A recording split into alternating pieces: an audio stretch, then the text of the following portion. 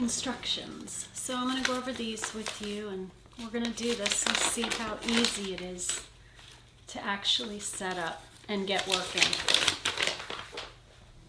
It's pre-configured and activated, so all I need to do is plug it in. Take your Nomad Air modem and plug the power cord into the power port, which I'm going to use the on-grid power, and wait 30 minutes while your Nomad Air locks onto the best tower.